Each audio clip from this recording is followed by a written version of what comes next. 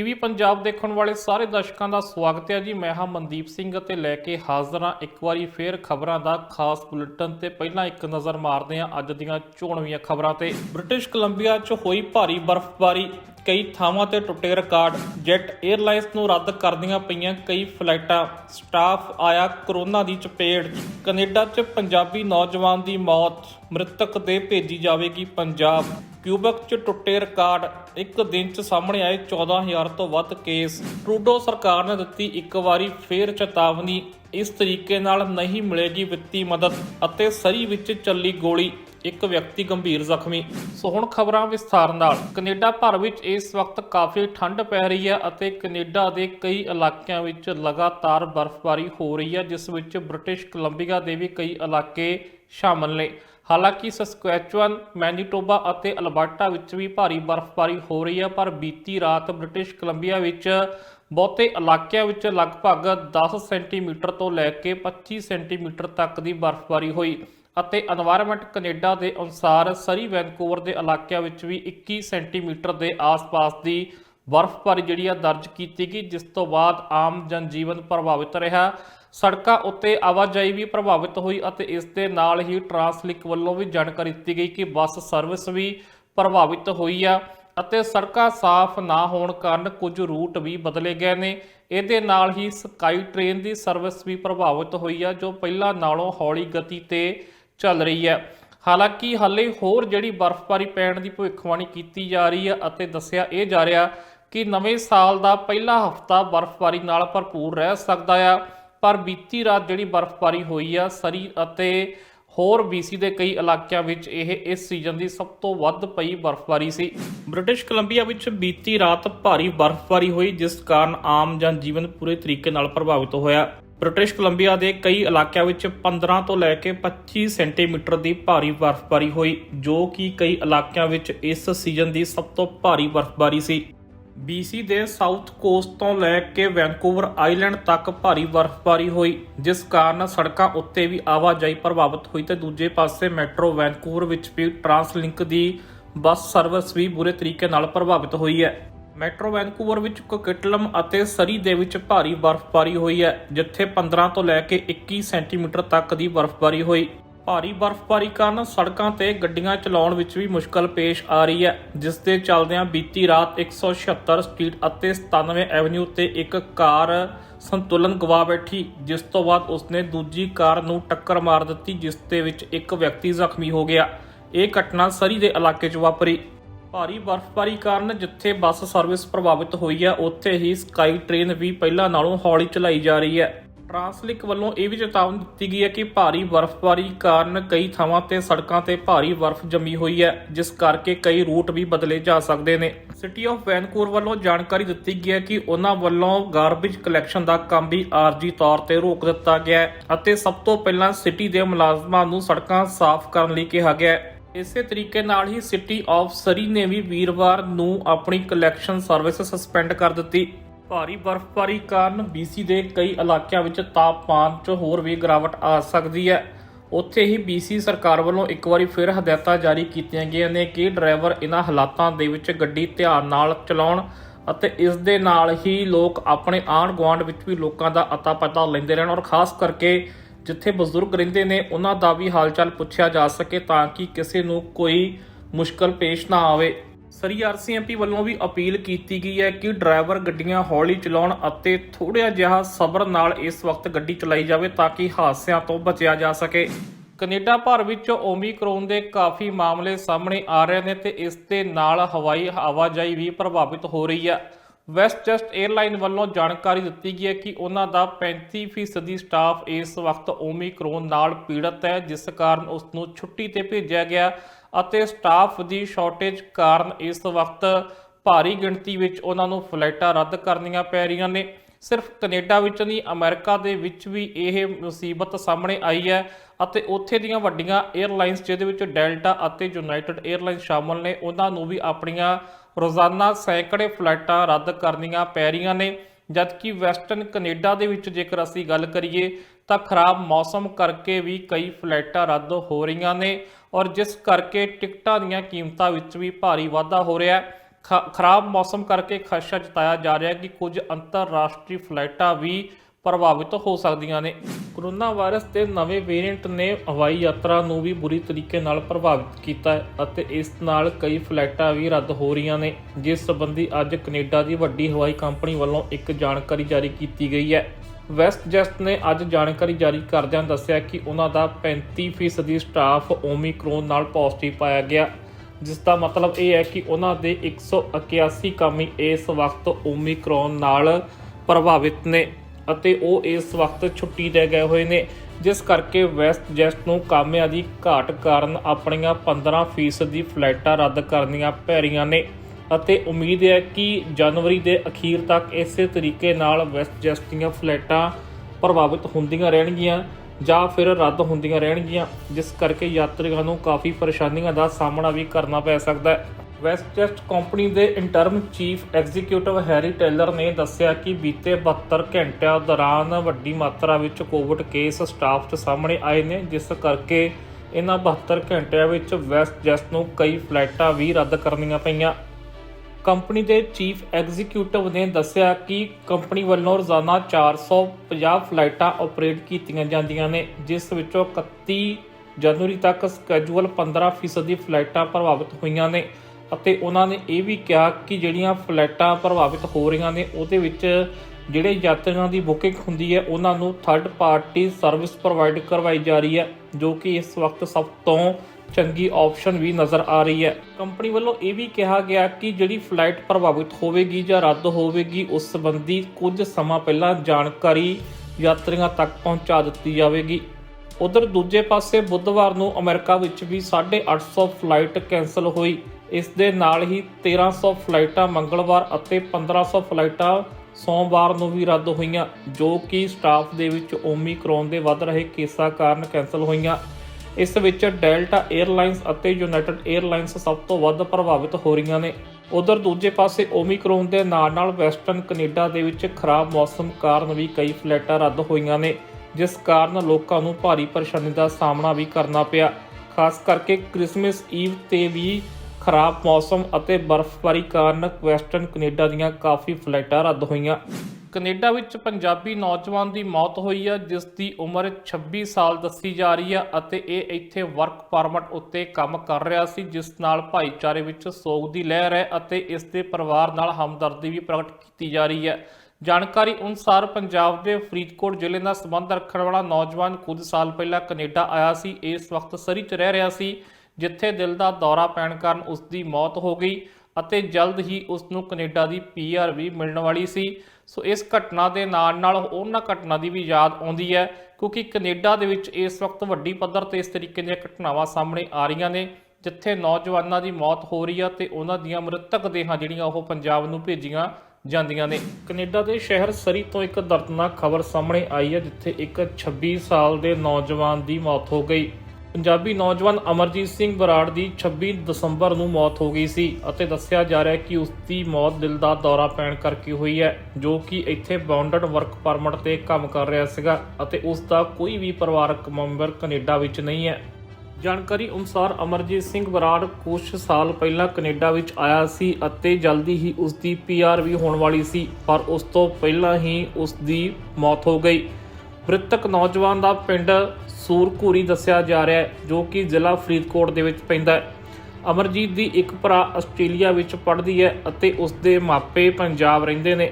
ਅਮਰਜੀਤ ਸਿੰਘ ਬਰਾੜ ਦੀ ਮ੍ਰਿਤਕ ਦੇ ਪੰਜਾਬ ਭੇਜਣ ਲਈ ਉਸ ਦੇ ਸਾਥੀਆਂ ਵੱਲੋਂ GoFundMe ਉੱਤੇ ਫੰਡ ਇਕੱਠਾ ਕਰਨ ਲਈ ਇੱਕ ਪੇਜ ਵੀ ਬਣਾਇਆ ਗਿਆ, ਜਿੱਥੇ $35,000 ਦਾ ਗੋਲ ਰੱਖਿਆ ਗਿਆ ਤੇ ਹੁਣ ਤੱਕ 26,000 ਦੇ ਕਰੀਬ ਰਕਮ ਇਕੱਠੀ ਹੋ ਚੁੱਕੀ ਹੈ। ਜ਼ਿਕਰਯੋਗ ਹੈ ਕਿ ਕੈਨੇਡਾ ਵਿੱਚ ਇਸ ਤਰੀਕੇ ਦੀਆਂ ਦਰਦਨਾਕ ਖਬਰਾਂ ਦਾ ਸਿਲਸਿਲਾ ਕਾਫੀ ਵੱਧ ਰਿਹਾ ਹੈ, ਜਿਸ ਵਿੱਚ ਪੰਜਾਬ ਤੋਂ ਪੜ੍ਹਨ ਆਏ ਜਾਂ ਫਿਰ ਕੰਮ ਕਰਨ ਆਏ ਨੌਜਵਾਨਾਂ ਦੀ ਦਿਲ ਦਾ ਦੌਰਾ ਪੈਣ ਕਾਰਨ ਮੌਤ ਹੋ ਰਹੀ ਹੈ। ਸਥਾਨਕ ਭਾਈਚਾਰੇ ਵੱਲੋਂ ਇਸ ਘਟਨਾ ਤੇ ਦੁੱਖ ਦਾ ਪ੍ਰਗਟਾਵਾ ਵੀ ਕੀਤਾ ਜਾ ਰਿਹਾ ਹੈ। ਕੈਨੇਡਾ ਵਿੱਚ ਕੋਰੋਨਾ ਵਾਇਰਸ ਨੇ ਇੱਕ ਵਾਰੀ ਫੇਰ ਆਪਣਾ ਅਸਰ ਦਿਖਾਉਣਾ ਸ਼ੁਰੂ ਕਰ ਦਿੱਤਾ ਹੈ ਅਤੇ ਵੱਖ-ਵੱਖ ਸੂਬਿਆਂ ਤੋਂ ਵੱਡੀ ਗਿਣਤੀ ਵਿੱਚ ਕੇਸ ਸਾਹਮਣੇ ਆ ਰਹੇ ਨੇ, ਜਿੱਥੇ ਪਹਿਲਾਂ ਅੱਜ ਕਿਊਬਕ ਸੂਬੇ ਦੀ ਕਰਦੇ ਹਾਂ, ਜਿਸ ਨੇ ਸਾਰੇ ਸੂਬਿਆਂ ਵੱਲੋਂ ਸਥਾਪਿਤ ਕੀਤੇ ਰਿਕਾਰਡ ਤੋੜ ਦਿੱਤੇ ਨੇ, ਜਿੱਥੇ ਅੱਜ 14,000 ਤੋਂ ਵੱਧ ਜਿਹੜੇ ਕੋਵਿਡ ਦੇ ਮਾਮਲੇ ਸਾਹਮਣੇ ਆਏ ਨੇ, ਜਦਕਿ 9 ਹੋਰ ਲੋਕਾਂ ਦੀ ਮੌਤ ਹੋਈ ਆ। ਸੋ ਜਿਸ ਨੂੰ ਲੈ ਕੇ ਕਿਊਬਕ ਸਰਕਾਰ ਵੱਲੋਂ ਸਖਤ ਕਦਮ ਚੁੱਕੇ ਗਏ ਨੇ।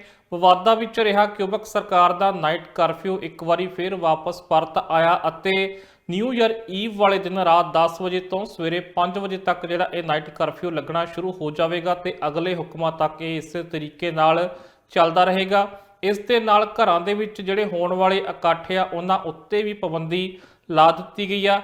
ਜੇਕਰ ਕਿਸੇ ਘਰ ਦੇ ਵਿੱਚ ਕੋਈ ਇਕੱਲਾ ਰਹਿੰਦਾ ਆ ਜਾਂ ਉਸ ਨੂੰ ਕੇਅਰ ਗਿਵਰ ਦੀ ਲੋੜ ਆ ਤਾਂ ਉਸ ਘਰ ਦੇ ਵਿੱਚ ਕੇਅਰ ਗਿਵਰ ਜਾ ਕੇ ਆਪਣੀ ਸਰਵਿਸ ਦੇ ਸਕਦੇ ਆ। ਇਸ ਤੋਂ ਇਲਾਵਾ ਹੋਰ ਇਕੱਠ ਜਿਹੜੇ ਉਹ ਕਿਸੇ ਘਰ ਦੇ ਵਿੱਚ ਜਾਂ ਕੋਈ ਬਾਹਰੋਂ ਵਿਅਕਤੀ ਨਹੀਂ ਜਾ ਸਕੇਗਾ। ਸੋ ਇਹ ਸਖਤ ਕਦਮ ਇਸ ਕਰਕੇ ਚੁੱਕੇ ਜਾ ਰਹੇ ਕਿਉਂਕਿ ਕਰੋਨਾ ਵਾਇਰਸ ਦੇ ਕਾਰਨ ਹਸਪਤਾਲਾਂ 'ਚ ਮਰੀਜ਼ਾਂ ਦੀ ਗਿਣਤੀ ਵੱਧ ਰਹੀ ਹੈ, ਜਿਸ ਕਰਕੇ ਸੰਕਟ ਵੀ ਪੈਦਾ ਹੋ ਸਕਦਾ ਹੈ। ਕਿਊਬਕ ਅਤੇ ਅੰਟਾਰੀਓ ਵਿੱਚ ਇਸ ਵਕਤ ਕਰੋਨਾ ਵਾਇਰਸ ਦੇ ਸਭ ਤੋਂ ਵੱਧ ਮਾਮਲੇ ਸਾਹਮਣੇ ਆ ਰਹੇ ਨੇ, ਜਦਕਿ ਅੱਜ ਕਰੋਨਾ ਵਾਇਰਸ ਦੇ ਮਾਮਲੇ ਵਿੱਚ ਕਿਊਬਕ ਨੇ ਅੰਟਾਰੀਓ ਨਹੀਂ ਬਲਕਿ ਹੁਣ ਤੱਕ ਸਾਰੇ ਸੂਬਿਆਂ ਨੂੰ ਪਛਾੜ ਦਿੱਤਾ ਹੈ। ਕਿਊਬਕ ਵਿੱਚ ਅੱਜ ਪਿਛਲੇ 24 ਘੰਟਿਆਂ ਦੌਰਾਨ 14,188 ਕਰੋਨਾ ਵਾਇਰਸ ਦੇ ਨਵੇਂ ਮਾਮਲੇ ਦਰਜ ਕੀਤੇ ਗਏ ਨੇ, ਜੋ ਕਿ ਜਦੋਂ ਦੀ ਮਹਾਮਾਰੀ ਸ਼ੁਰੂ ਹੋਈ ਹੈ ਉਦੋਂ ਤੋਂ ਲੈ ਕੇ ਹੁਣ ਤੱਕ ਰਿਕਾਰਡ ਹੈ ਕਿ ਇੱਕ ਦਿਨ 'ਚ ਇੰਨੇ ਮਾਮਲੇ ਕੈਨੇਡਾ ਦੇ ਕਿਸੇ ਵੀ ਸੂਬੇ ਵਿੱਚ ਸਾਹਮਣੇ ਨਹੀਂ ਆਏ ਨੇ। ਉੱਥੇ ਹੀ ਬੀਤੇ 24 ਘੰਟਿਆਂ ਦੌਰਾਨ 9 ਮੌਤਾਂ ਵੀ ਦਰਜ ਕੀਤੀਆਂ ਗਈਆਂ ਨੇ। ਕਿਊਬਕ ਵਿੱਚ ਐਕਟਿਵ ਕੇਸਾਂ ਦੀ ਗਿਣਤੀ ਵੱਧ ਕੇ 86,866 ਹੋ ਗਈ ਹੈ, ਜਦਕਿ ਅੰਟਾਰੀਓ ਵਿੱਚ ਵੀ ਇਸ ਵਕਤ 86,000 ਦੇ ਕਰੀਬ ਹੀ ਐਕਟਿਵ ਕੇਸ ਪਾਏ ਗਏ ਨੇ।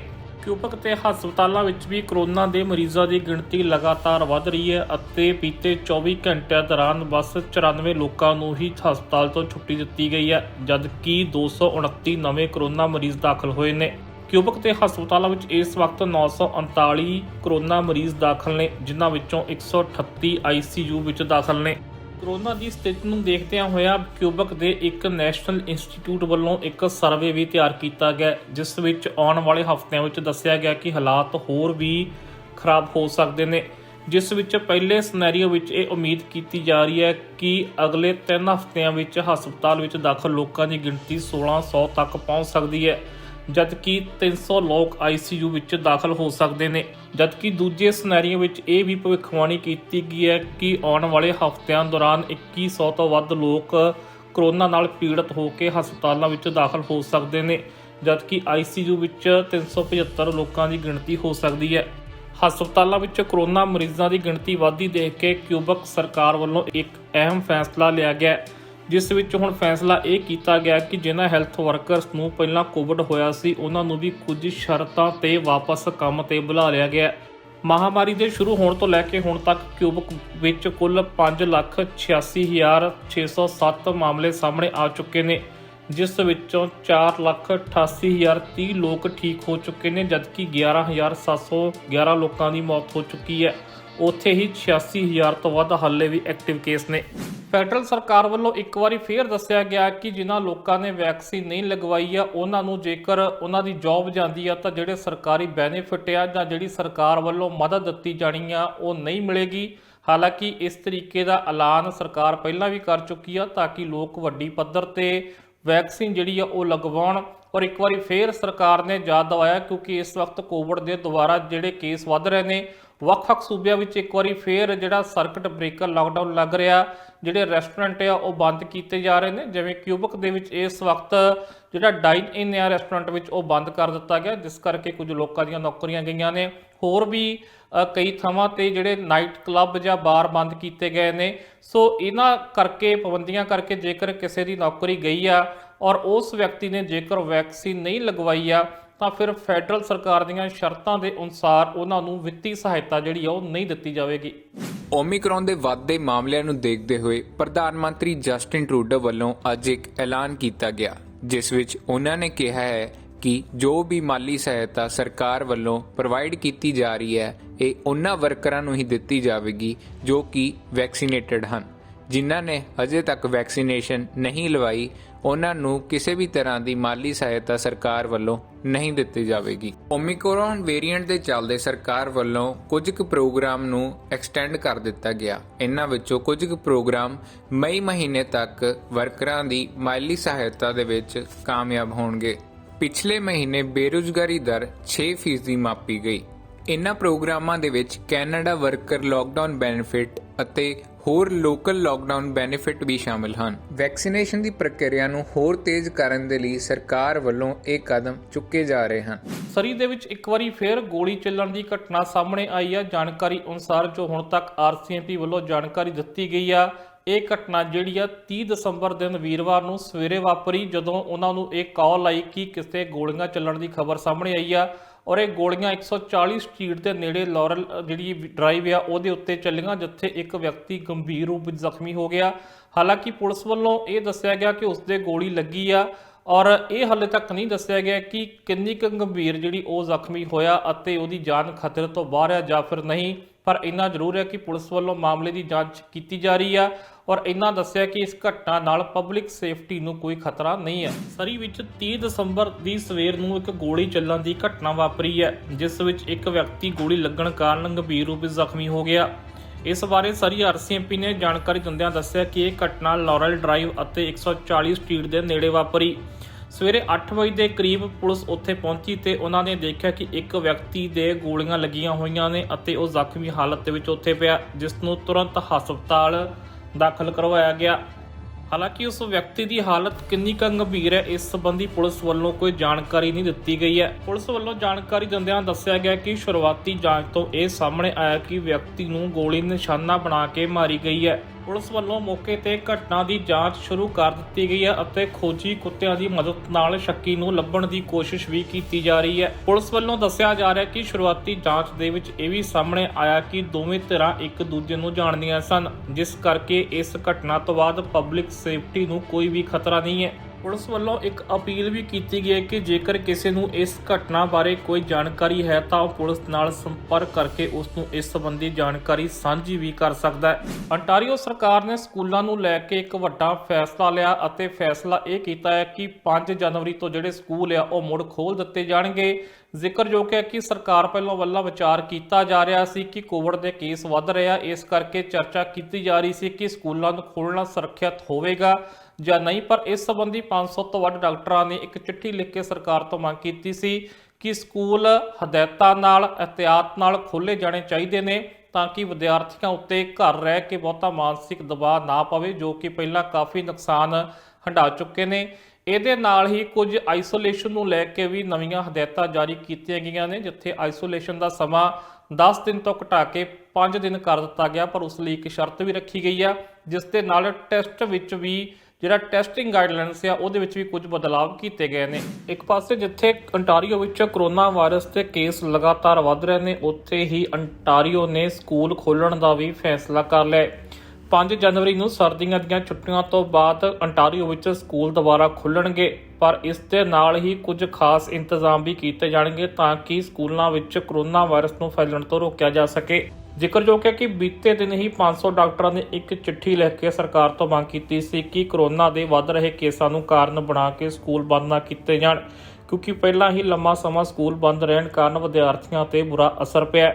ਉਹਨਾਂ ਨੇ ਕਿਹਾ ਸੀ ਕਿ ਕੁਝ ਹਦਾਇਤਾਂ ਦੇ ਕੇ ਕੁਝ ਸਖਤ ਇੰਤਜ਼ਾਮ ਕਰਕੇ ਸੁਰੱਖਿਅਤ ਹੋ ਕੇ ਸਕੂਲ ਖੋਲ੍ਹੇ ਜਾ ਸਕਦੇ ਨੇ ਅਤੇ ਜਿਸ ਦਾ ਫੈਸਲਾ ਹੁਣ ਸਰਕਾਰ ਨੇ ਕਰ ਲਿਆ। 5 ਜਨਵਰੀ ਨੂੰ ਅੰਟਾਰੀਓ ਦੇ ਸਕੂਲ ਦੁਬਾਰਾ ਖੁੱਲ੍ਹਣਗੇ ਅਤੇ ਜਿੱਥੇ ਖੁਦ ਇਨ ਪਰਸਨ ਕਲਾਸਾਂ ਲਗਾਈਆਂ ਜਾਣਗੀਆਂ। ਇਸ ਦੇ ਨਾਲ ਹੀ ਵਿਦਿਆਰਥੀਆਂ ਨੂੰ ਹਾਈ ਕੁਆਲਿਟੀ ਦੇ ਮਾਸਕ ਵੀ ਵੰਡੇ ਜਾਣਗੇ। ਉਧਰ ਇਸ ਦੇ ਨਾਲ ਹੀ ਅੰਟਾਰੀਓ ਦੇ ਚੀਫ ਮੈਡੀਕਲ ਆਫੀਸਰ ਵੱਲੋਂ ਕੁਝ ਨਵੀਆਂ ਹਦਾਇਤਾਂ ਦਾ ਐਲਾਨ ਕੀਤਾ ਗਿਆ। ਅੰਟਾਰੀਓ ਦੇ ਚੀਫ ਮੈਡੀਕਲ ਆਫੀਸਰ ਨੇ ਜਾਣਕਾਰੀ ਦਿੱਤੀ ਕਿ ਉਹਨਾਂ ਵੱਲੋਂ ਕੁਝ ਬਦਲਾਵ ਕੀਤੇ ਗਏ ਨੇ, ਜਿਸ ਵਿੱਚ ਆਈਸੋਲੇਸ਼ਨ ਦੇ ਪੀਰੀਅਡ ਨੂੰ 10 ਦਿਨ ਤੋਂ ਘਟਾ ਕੇ ਸਿਰਫ 5 ਦਿਨ ਦਾ ਕਰ ਦਿੱਤਾ ਗਿਆ। ਪਰ ਇਸ ਦੇ ਨਾਲ ਇਹ ਵੀ ਸ਼ਰਤ ਰੱਖੀ ਗਈ ਹੈ ਕਿ ਜਿਨ੍ਹਾਂ ਲੋਕਾਂ ਦੇ ਵੈਕਸੀਨ ਲੱਗੀ ਹੋਈ ਹੈ ਉਹ ਹੀ ਸਿਰਫ 5 ਦਿਨ ਤੱਕ ਆਈਸੋਲੇਸ਼ਨ ਵਿੱਚ ਰਹਿ ਸਕਦੇ ਨੇ, ਜਦਕਿ ਬਿਨਾਂ ਵੈਕਸੀਨ ਵਾਲਿਆਂ ਨੂੰ 10 ਦਿਨ ਦਾ ਆਈਸੋਲੇਸ਼ਨ ਪੀਰੀਅਡ ਪੂਰਾ ਕਰਨਾ ਪਵੇਗਾ। ਇਸ ਦੇ ਨਾਲ ਹੀ ਚੀਫ ਮੈਡੀਕਲ ਆਫੀਸਰ ਵੱਲੋਂ ਕੁਝ ਨਵੀਆਂ ਟੈਸਟਿੰਗ ਗਾਈਡਲਾਈਨਸ ਵੀ ਜਾਰੀ ਕੀਤੀਆਂ ਗਈਆਂ, ਜਿਸ ਵਿੱਚ ਕੁਝ ਵੱਡੇ ਬਦਲਾਵ ਕੀਤੇ ਗਏ ਨੇ ਜੋ ਕਿ 31 ਦਸੰਬਰ ਤੋਂ ਲਾਗੂ ਹੋ ਜਾਣਗੇ। ਨਵੀਆਂ ਗਾਈਡਲਾਈਨਸ ਦੇ ਮੁਤਾਬਕ ਹੁਣ ਸਿਰਫ ਉਹੀ ਲੋਕ PCR ਟੈਸਟਿੰਗ ਕਰਵਾ ਸਕਣਗੇ ਜੋ ਹਾਈ ਰਿਸਕ ਕੈਟਾਗਰੀ ਵਿੱਚ ਆਉਂਦੇ ਹੋਣਗੇ ਅਤੇ ਜਿਨ੍ਹਾਂ ਦੇ ਕਰੋਨਾ ਸਿੰਪਟਮਸ ਵੀ ਦਿਖਾਈ ਦੇਣਗੇ, ਜਾਂ ਫਿਰ ਉਹ ਲੋਕ PCR ਟੈਸਟ ਕਰਵਾ ਸਕਣਗੇ ਜੋ ਹਾਈ ਰਿਸਕ ਜਾਂ ਫਿਰ ਵਾਧੂ ਪਾਪੂਲੇਸ਼ਨ ਵਾਲੀਆਂ ਥਾਵਾਂ ਤੇ ਕੰਮ ਕਰਦੇ ਨੇ।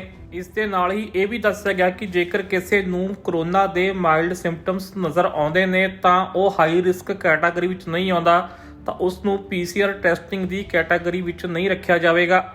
ਅਮਰੀਕਾ ਦੀ ਚਰਚਿਤ ਕਾਰ ਕੰਪਨੀ ਟੈਸਲਾ ਨੂੰ ਝਟਕਾ ਲੱਗਾ ਹੈ ਕਿਉਂਕਿ ਉਹਨਾਂ ਨੂੰ 5 ਲੱਖ ਕਾਰਾਂ ਜਿਹੜੀਆਂ ਉਹ ਰੀਕਾਲ ਕਰਨੀਆਂ ਪੈ ਰਹੀਆਂ ਨੇ, ਜਿਹਦੇ ਵਿੱਚ ਕੁਝ ਤਕਨੀਕੀ ਜਿਹੜੇ ਖਰਾਬੀਆਂ ਨੇ ਉਹ ਸਾਹਮਣੇ ਆਈਆਂ ਨੇ, ਜਿਸ ਕਾਰਨ ਸੜਕ ਉੱਤੇ ਡਰਾਈਵਿੰਗ ਜਿਹੜੀ ਉਹ ਪ੍ਰਭਾਵਿਤ ਹੋ ਸਕਦੀ ਹੈ ਅਤੇ ਸੜਕ ਹਾਦਸਿਆਂ ਦਾ ਕਾਰਨ ਬਣ ਸਕਦੀ ਹੈ। ਇਸ ਕਰਕੇ ਉਹਨਾਂ ਨੂੰ ਇਹ ਕਾਰਾਂ ਰੀਕਾਲ ਕਰਨੀਆਂ ਪਈਆਂ ਨੇ, ਜਿਨ੍ਹਾਂ ਦੀ ਦੁਬਾਰਾ ਮੁਰੰਮਤ ਜਿਹੜੀ ਆ ਉਹ ਕੀਤੀ ਜਾ ਸਕਦੀ ਆ। ਸੋ ਇਸ ਦੇ ਨਾਲ ਉਹਨਾਂ ਦੇ ਸ਼ੇਅਰ ਨੂੰ ਵੀ ਝਟਕਾ ਲੱਗਾ ਆ ਤੇ ਉਹਦੇ ਵਿੱਚ ਗਿਰਾਵਟ ਜਿਹੜੀ ਆ ਉਹ ਦਰਜ ਕੀਤੀ ਗਈ ਹੈ। ਅਮਰੀਕਾ ਦੇ ਵਿੱਚ ਟੈਸਲਾ ਵੱਲੋਂ 5 ਲੱਖ ਗੱਡੀਆਂ ਨੂੰ ਵਾਪਸ ਬੁਲਾਇਆ ਜਾ ਰਿਹਾ ਹੈ। ਦਰਅਸਲ ਟੈਸਲਾ ਦੇ ਰੀਅਰ ਵਿਊ ਕੈਮਰੇ ਅਤੇ ਟਰੰਕ ਨੂੰ ਲੈ ਕੇ national highway traffic safety administration ਵੱਲੋਂ ਚਿੰਤਾ ਜਤਾਈ, ਜਿਸ ਤੋਂ ਬਾਅਦ ਟੈਸਲਾ ਕੰਪਨੀ ਨੇ ਫੈਸਲਾ ਲਿਆ ਹੈ ਕਿ ਉਹਨਾਂ ਵੱਲੋਂ 5 ਲੱਖ ਦੇ ਕਰੀਬ ਵਾਹਨਾਂ ਨੂੰ ਵਾਪਸ ਰਿਕਾਲ ਕੀਤਾ ਜਾਵੇਗਾ ਅਤੇ ਉਸ ਵਿੱਚ ਮੋਡੀਫਿਕੇਸ਼ਨ ਕੀਤੀ ਜਾਵੇਗੀ। ਸੇਫਟੀ ਐਡਮਿਨਿਸਟ੍ਰੇਸ਼ਨ ਦਾ ਕਹਿਣਾ ਹੈ ਕਿ ਜੇਕਰ ਰੀਅਰ ਵਿਊ ਕੈਮਰਾ ਸਹੀ ਤਰੀਕੇ ਨਾਲ ਕੰਮ ਨਹੀਂ ਕਰਦਾ ਤਾਂ ਗੱਡੀ ਦੇ ਕੋਲੀਜਨ ਹੋਣ ਦੇ ਚਾਂਸਸ ਵੱਧ ਜਾਂਦੇ ਹਨ। ਐਡਮਿਨਿਸਟ੍ਰੇਸ਼ਨ ਦਾ ਕਹਿਣਾ ਹੈ ਕਿ ਰੀਅਰ ਵਿਊ ਕੈਮਰਾ ਸਹੀ ਤਰੀਕੇ ਨਾਲ ਨਾ ਚੱਲਣ ਕਾਰਨ ਸੜਕ ਹਾਦਸਿਆਂ ਦੀ ਸੰਭਾਵਨਾ ਵੱਧ ਜਾਂਦੀ ਹੈ, ਜਿਸ ਤੋਂ ਬਾਅਦ ਟੈਸਲਾ ਕੰਪਨੀ ਵੱਲੋਂ ਅਨੁਮਾਨ ਲਗਾਇਆ ਗਿਆ ਕਿ ਇਹ ਡਿਫੈਕਟ ਸਿਰਫ 14 ਤੋਂ 15% ਵਾਹਨਾਂ ਦੇ ਵਿੱਚ ਹੀ ਹੈ, ਜਿਸ ਤੋਂ ਬਾਅਦ ਉਹਨਾਂ ਵੱਲੋਂ ਰਿਕਾਲ ਕੀਤੀ ਗਈ। ਇਸ ਤੋਂ ਪਹਿਲਾਂ ਵੀ ਸੇਫਟੀ ਐਡਮਿਨਿਸਟ੍ਰੇਸ਼ਨ ਵੱਲੋਂ ਟੈਸਲਾ ਕੰਪਨੀ ਦੇ ਧਿਆਨ ਵਿੱਚ ਇੱਕ ਹੋਰ ਖਬਰ ਲਿਆਂਦੀ ਗਈ, ਜਿਸ ਦੇ ਵਿੱਚ ਉਹਨਾਂ ਵੱਲੋਂ ਇਹ ਕਿਹਾ ਗਿਆ ਡਰਾਈਵਰ ਵਾਹਨ ਚਲਾਉਂਦੇ ਸਮੇਂ ਵੀਡੀਓ ਗੇਮ ਵੀ ਖੇਡ ਸਕਦਾ ਹੈ, ਜਿਸ ਕਾਰਨ ਸੜਕ ਤੇ ਭਿਆਨਕ ਹਾਦਸਾ ਵਾਪਰ ਸਕਦਾ ਹੈ। ਇਸ ਖਬਰ ਆਉਣ ਤੋਂ ਬਾਅਦ ਟੈਸਲਾ ਦੇ ਸ਼ੇਅਰ ਪ੍ਰਾਈਸ ਦੇ ਵਿੱਚ 2% ਦੀ ਗਿਰਾਵਟ ਦਰਜ ਕੀਤੀ ਗਈ। ਉਧਰ ਦੂਜੇ ਪਾਸੇ ਅੰਟਾਰੀਓ ਵਿੱਚ ਵੀ ਅੱਜ ਰਿਕਾਰਡ ਤੋੜ ਮਾਮਲੇ ਸਾਹਮਣੇ ਆਏ, ਜੋ ਕਿ ਕਿਊਬਕ ਨਾਲੋਂ ਕੁਝ ਘੱਟ ਰਹਿ ਗਏ ਕਿਉਂਕਿ ਕਿਊਬਕ ਵਿੱਚ 14,000 ਤੋਂ ਵੱਧ ਮਾਮਲੇ ਸਾਹਮਣੇ ਆਏ ਆ ਔਰ ਅੰਟਾਰੀਓ ਵਿੱਚ 13,807 ਮਾਮਲੇ ਸਾਹਮਣੇ ਆਏ ਆ, ਜਦਕਿ ਇਸ ਵਕਤ ਅੰਟਾਰੀਓ ਵਿੱਚ 86,000 ਤੋਂ ਵੱਧ ਜਿਹੜੇ ਐਕਟਿਵ ਕੇਸ ਮੌਜੂਦ ਨੇ। ਹਾਲਾਂਕਿ ਅੰਟਾਰੀਓ ਵਿੱਚ ਵੱਡੀ ਗਿਣਤੀ ਵਿੱਚ ਬੂਸਟਰ ਸ਼ਾਟ ਲਾਉਣ ਦਾ ਕੰਮ ਵੀ ਇਸ ਵਕਤ ਜਾਰੀ ਆ ਤੇ ਹੁਣ ਦੀ ਜਾਣਕਾਰੀ ਮੁਤਾਬਕ 3.3 ਮਿਲੀਅਨ ਲੋਕਾਂ ਦੀ ਇਸ ਵਕਤ ਤੱਕ ਬੂਸਟਰ ਸ਼ਾਟ ਜਿਹੜੇ ਉਹ ਲੱਗ ਚੁੱਕੇ ਨੇ। ਕੈਨੇਡਾ ਦੇ ਸੂਬੇ ਅੰਟਾਰੀਓ ਵਿੱਚ ਕਰੋਨਾ ਵਾਇਰਸ ਦਾ ਕਹਿਰ ਲਗਾਤਾਰ ਵਧਦਾ ਨਜ਼ਰ ਆ ਰਿਹਾ ਹੈ। ਅੰਟਾਰੀਓ ਨੇ ਇੱਕ ਵਾਰੀ ਫਿਰ ਰਿਕਾਰਡ ਤੋੜਿਆ ਅਤੇ ਬੀਤੇ 24 ਘੰਟਿਆਂ ਦੌਰਾਨ ਇੱਥੇ 13,807 ਕਰੋਨਾ ਵਾਇਰਸ ਦੇ ਨਵੇਂ ਮਾਮਲੇ ਸਾਹਮਣੇ ਆਏ ਨੇ। ਉੱਥੇ ਹੀ ਬੀਤੇ 24 ਘੰਟਿਆਂ ਦੌਰਾਨ ਅੰਟਾਰੀਓ ਵਿੱਚ 8 ਲੋਕਾਂ ਦੀ ਮੌਤ ਕਰੋਨਾ ਵਾਇਰਸ ਦੇ ਕਾਰਨ ਹੋ ਚੁੱਕੀ ਹੈ।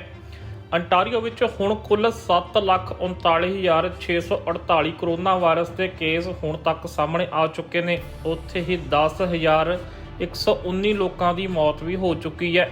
ਅੰਟਾਰੀਓ ਵਿੱਚ ਸ਼ੁਰੂ ਤੋਂ ਲੈ ਕੇ ਹੁਣ ਤੱਕ ਆਏ ਕੇਸਾਂ ਦੇ ਵਿੱਚੋਂ 6,42,000 ਦੇ ਕਰੀਬ ਲੋਕ ਠੀਕ ਹੋ ਚੁੱਕੇ ਨੇ, ਜਦਕਿ ਸੂਬੇ ਵਿੱਚ ਹਾਲੇ ਵੀ 86,754 ਐਕਟਿਵ ਕੇਸ ਨੇ, ਜੋ ਕਿ ਹੁਣ ਤੱਕ ਦਾ ਰਿਕਾਰਡ ਹੈ। ਸਰਕਾਰ ਵੱਲੋਂ ਦਿੱਤੀ ਗਈ ਜਾਣਕਾਰੀ ਵੀ ਦੱਸਿਆ ਕਿ ਟੈਸਟ ਪੋਜ਼ਿਟਿਵਿਟੀ ਰੇਟ ਵੀ ਇਸ ਵਕਤ ਆਪਣੇ ਰਿਕਾਰਡ ਤੇ ਹੈ। ਹਰ 3 ਵਿੱਚੋਂ ਇੱਕ ਟੈਸਟ ਇਸ ਵਕਤ ਪੋਜ਼ਿਟਿਵ ਆ ਰਿਹਾ ਹੈ। ਜੇਕਰ ਅੰਟਾਰੀਓ ਦੇ ਵੱਖ-ਵੱਖ ਖੇਤਰਾਂ ਦੀ ਗੱਲ ਕੀਤੀ ਜਾਵੇ ਤਾਂ ਬੀਤੇ 24 ਘੰਟਿਆਂ ਦੌਰਾਨ ਟੋਰਾਂਟੋ ਤੋਂ 3478 ਮਾਮਲੇ ਸਾਹਮਣੇ ਆਏ ਨੇ, ਜਦਕਿ 1468 ਮਾਮਲੇ ਪੀਲ ਰੀਜਨ ਤੋਂ ਸਾਹਮਣੇ ਆਏ ਨੇ। ਉੱਥੇ ਹੀ ਯਾਰਕ ਰੀਜਨ ਤੋਂ 1224 ਮਾਮਲੇ ਸਾਹਮਣੇ ਆਏ ਨੇ। ਹੈਮਿਲਟਨ ਤੋਂ 939 ਅਤੇ ਹਾਲਟਨ ਰੀਜਨ ਤੋਂ 732 ਮਾਮਲੇ ਸਾਹਮਣੇ ਆਏ ਨੇ, ਜਦਕਿ ਰਾਜਧਾਨੀ ਓਟਾਵਾ ਤੋਂ 683 ਅਤੇ ਵਾਟਰਲੂ ਤੋਂ 628 ਮਾਮਲੇ ਹੁਣ ਤੱਕ ਸਾਹਮਣੇ ਆ ਚੁੱਕੇ ਨੇ। ਅੰਟਾਰੀਓ ਦੇ ਹਸਪਤਾਲਾਂ ਵਿੱਚ ਵੀ ਲੋਕਾਂ ਦੀ ਗਿਣਤੀ ਵੱਧ ਰਹੀ ਹੈ। ਅੰਟਾਰੀਓ ਦੇ ਵੱਖ-ਵੱਖ ਹਸਪਤਾਲਾਂ ਵਿੱਚ ਹੁਣ ਤੱਕ 965 ਲੋਕਾਂ ਦਾ ਇਲਾਜ ਚੱਲ ਰਿਹਾ ਹੈ, ਜਦਕਿ ਇਹਨਾਂ ਵਿੱਚੋਂ 239 ਲੋਕ ਬੀਤੇ 24 ਘੰਟਿਆਂ ਦੌਰਾਨ ਹਸਪਤਾਲ 'ਚ ਦਾਖਲ ਕੀਤੇ ਗਏ ਨੇ। ਅੰਟਾਰੀਓ ਵਿੱਚ ਲਗਭਗ 200 ਮਰੀਜ਼ ਇਸ ਵਕਤ ICU ਵਿੱਚ ਦਾਖਲ ਨੇ, ਜਦਕਿ 104 ਮਰੀਜ਼ ਵੈਂਟੀਲੇਟਰ ਉੱਤੇ ਨੇ। ਅੰਟਾਰੀਓ 'ਚ ਲੋਕਾਂ ਦੇ ਤੇਜ਼ੀ ਨਾਲ ਬੂਸਟਰ ਸ਼ਾਟ ਲਾਉਣ ਦੀ ਪ੍ਰਕਿਰਿਆ ਵੀ ਚੱਲ ਰਹੀ ਹੈ। ਬੀਤੇ ਦਿਨ 1,97,000 ਤੋਂ ਵੱਧ ਲੋਕਾਂ ਦੇ ਬੂਸਟਰ ਸ਼ਾਟ ਲਗਾਇਆ ਗਿਆ, ਜਦਕਿ ਹੁਣ ਤੱਕ ਸੂਬੇ ਵਿੱਚ 33 ਲੱਖ ਤੋਂ ਵੱਧ ਲੋਕਾਂ ਦੇ ਬੂਸਟਰ ਸ਼ਾਟ ਲੱਗ ਚੁੱਕਾ ਹੈ। ਹਸਪਤਾਲਾਂ ਵਿੱਚ ਲਗਾਤਾਰ ਮਰੀਜ਼ਾਂ ਦੀ ਵੱਧ ਰਹੀ ਗਿਣਤੀ ਸਰਕਾਰ ਲਈ ਚਿੰਤਾ ਦਾ ਵਿਸ਼ਾ ਬਣੀ ਹੋਈ ਹੈ, ਜਿਸ ਕਾਰਨ ਸਰਕਾਰ ਨੇ ਕੁਝ ਟੈਸਟਿੰਗ ਸਿਸਟਮ ਵਿੱਚ ਵੀ ਚੇਂਜ ਕੀਤੇ ਨੇ ਅਤੇ ਇਹਦੇ ਨਾਲ ਹੀ ਤੇਜ਼ੀ ਨਾਲ ਵੈਕਸੀਨ ਲਾਉਣ ਦੀ ਪ੍ਰਕਿਰਿਆ ਵੀ ਚਲਾਈ ਜਾ ਰਹੀ ਹੈ। ਸੋ ਜਾਂਦੇ ਇੱਕ ਵਾਰੀ ਫੇਰ ਨਜ਼ਰ ਮਾਰਦੇ ਹਾਂ ਅੱਜ ਦੀਆਂ ਚੋਣਵੀਆਂ ਖਬਰਾਂ ਤੇ। ਬ੍ਰਿਟਿਸ਼ ਕੋਲੰਬੀਆ 'ਚ ਹੋਈ ਭਾਰੀ ਬਰਫ਼ਬਾਰੀ, ਕਈ ਥਾਵਾਂ ਤੇ ਟੁੱਟੇ ਰਿਕਾਰਡ। ਜੈਟ 에ਅਰਲਾਈਨਸ ਨੂੰ ਰੱਦ ਕਰਦੀਆਂ ਪਈਆਂ ਕਈ ਫਲਾਈਟਾਂ। ਸਟਾਫ ਆਇਆ ਕਰੋਨਾ ਦੀ ਚਪੇਟ 'ਚ। ਕੈਨੇਡਾ 'ਚ ਪੰਜਾਬੀ ਨੌਜਵਾਨ ਦੀ ਮੌਤ, ਮ੍ਰਿਤਕ ਦੇ ਭੇਜੀ ਜਾਵੇਗੀ ਪੰਜਾਬ। ਕਿਊਬਕ 'ਚ ਟੁੱਟੇ ਰਿਕਾਰਡ, ਇੱਕ ਦਿਨ 'ਚ ਸਾਹਮਣੇ ਆਏ 14,000 ਤੋਂ ਵੱਧ ਕੇਸ। ਟਰੂਡੋ ਸਰਕਾਰ ਨੇ ਦਿੱਤੀ ਇੱਕ ਵਾਰੀ ਫੇਰ ਚੇਤਾਵਨੀ, ਇਸ ਤਰੀਕੇ ਨਾਲ ਨਹੀਂ ਮਿਲੇਗੀ ਵਿੱਤੀ ਮਦਦ ਅਤੇ ਸਰੀ ਵਿੱਚ ਚੱਲੀ ਗੋਲੀ, ਇੱਕ ਵਿਅਕਤੀ ਗੰਭੀਰ ਜ਼ਖਮੀ। ਸੋ ਇਹ ਸੀ ਅੱਜ ਦੀਆਂ ਖਬਰਾਂ ਦਾ ਖਾਸ ਬੁਲੇਟਿਨ। ਇਸੇ ਤਰੀਕੇ ਨਾਲ ਅਸੀਂ ਹੋਰ ਵੀ ਖਬਰਾਂ ਲੈ ਕੇ ਹਾਜ਼ਰ ਹੁੰਦੇ ਰਹਾਂਗੇ। ਤੁਸੀਂ ਦੇਖਦੇ ਰਹੋ ਟੀਵੀ ਪੰਜਾਬ।